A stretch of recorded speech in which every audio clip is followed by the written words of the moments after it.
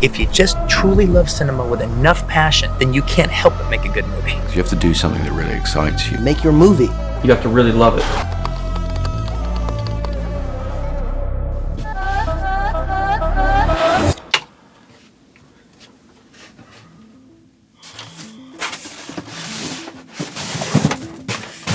All these old hard drives, projects that I thought that would change my career. This right here is pretty cool. 2018 Telly Award. Back when I was composing music, I won Best Original Score for a short film that I was working on. That was really exciting. But this right here is crazy. This is when I first bought my camera, about 10 years ago.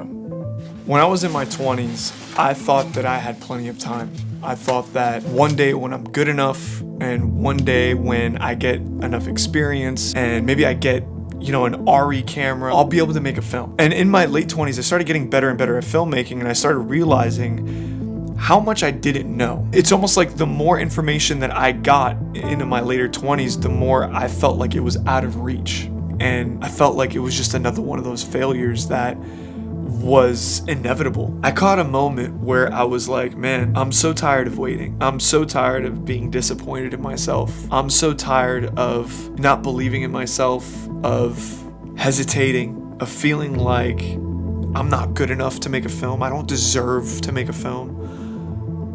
One day I woke up and I said, fuck that. We're just gonna go shoot something. And little did I know. Scene 11, take 2. That was the best decision I could have ever made.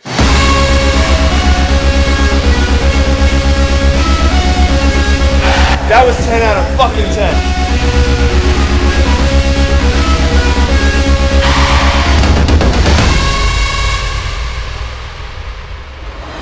Get closer to the camera. If we're trying to achieve that, we need a little bit of light touching the back of his neck right here and on his face. Here's where I'm at right now. I'm at a point where I'm directing, I'm producing, and I'm acting in this thing, which by the way makes it a whole nother level of complicated.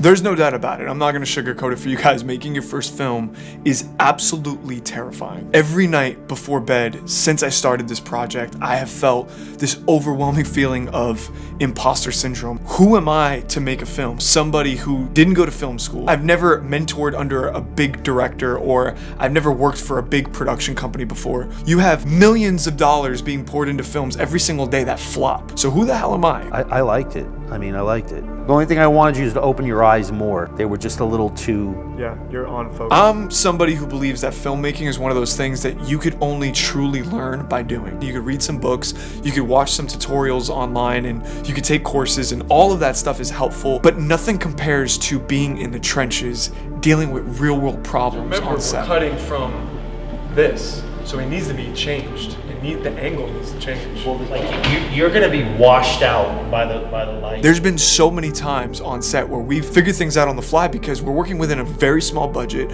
a limited crew, and limited equipment. Typically that causes you to make mistakes. Making those mistakes made us better. As you do this, and as you go out and you shoot things and you try to make these little short films or even a feature film, every time you do it, your process is gonna get better. Your pre-production planning is gonna get better. And when I think back to when we first started this project, until now, I am a completely different filmmaker.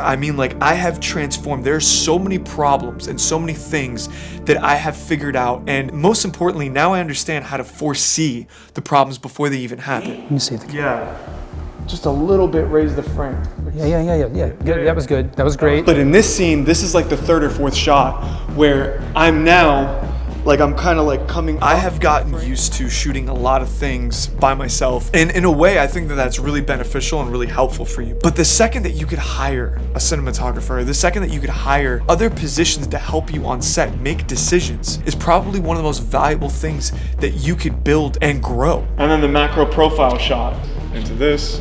And then we got the... Working with a team is going to teach you the importance of communication and, most importantly, how to collaborate with other experts in the field, because just given one scene, you have wardrobe, composition, lighting, dialogue. It's impossible for you to make every single decision at a high level. There's just too many things to worry about. So right now, we're at a 30-inch, right? You see, it just feels a little bit wider. Are you digging that? Yeah. It takes an army to make a film. And when we first started making this film, on top of not having a finished script and never shooting a narrative before, it was just me and Lewis making this film. I would gather some inspiration, I would go to the set, I would light the scene, and then I would have Lewis operate the camera. And I went back home and I looked at the footage and I was like, man, this could look so much better. And I know it could look so much better. So what ended up happening was, little by little, we ended up adding team members. The first person I brought in was Ian, because he's an incredible actor. The most important thing that I wanted from him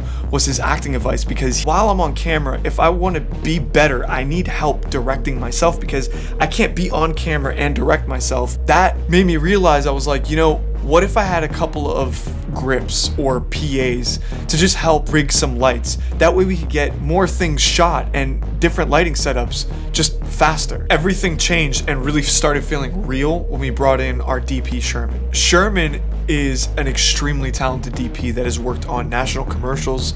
He has worked on, feature films. He has all of the experience and all of the talent that we needed to elevate everything that we shot. And you have his footsteps, with blood, like blood in the background or something.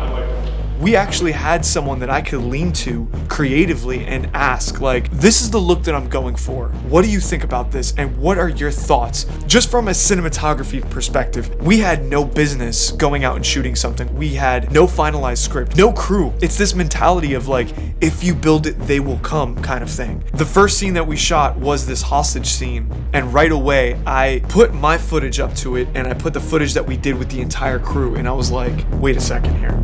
Wait 1 second. This looks like a real film. Almost like instead of aiming here, aim down and like circle it like that. You know what I mean? And let's get them in unison so they're both coming to the middle at the same time. This isn't about the camera. And now we've had a little bit of off-speed slow motion for some of this discovery. He is in this cave and he's actually taking a step and getting into place. Chances are, if you're watching this video and you're making your first film, you probably don't have a big budget, which means that you're probably funding it yourself, or maybe you've had a couple of investors or grants. In order to achieve a lot of these shots that we've gotten for this film, we've had to build full-on sets, which I've never done before. I've had to learn set designing and styling, and I've even done my own makeup in the beginning of this film. The reality is you have to be whatever it is that your film needs you to be. And by the time you guys finish this film, you're going to develop a foundation of skills. As a filmmaker and as a director, having an understanding of every single aspect of filmmaking is only going to make you a stronger director, because you know how to communicate what it is that you're looking for. You understand their job. Instead of something for you to look at as an insecurity, I think that you should wear that as a badge of honor. I think that you should look at that and be like, man, I'm damn proud that I sat here and I did my own makeup. I had to rig up the lights and then I had to sit in the seat and I had to act and direct. You should not shy away from doing that, because it's only going to make you a better director and a better filmmaker. And then at that point, I think what I'm going to do is you're going to be here and then we're going to cut to a wide shot over there and I'm going to get up. We're throwing things off, but honestly, it's not thrown off enough. I think it needs to be more like that kind of thrown off. Yeah. And then here we go. Let's roll. Fear of failure is something that every single filmmaker faces. I am terrified now that this film isn't going to be as great as I think it will be. During this entire process, I've had so many times where I've looked at myself in the mirror and I said, are you sure about this? Like, are you sure you want to do this? It's very hard to make it. The odds are against you. You have to really love it. When you're starting out, particularly, you have to play to your strengths. You have to do something that really excites you, and whatever's different about that. Make your movie. You can actually make your movie, and that's the most amazing thing. How do you tell a story that's really interesting, that you can get somebody not to walk out of the room right in the middle of your second act of you're telling the story? You don't have to go to school. If you just truly love cinema with enough passion, and you really love it, then you can't help but make a good movie.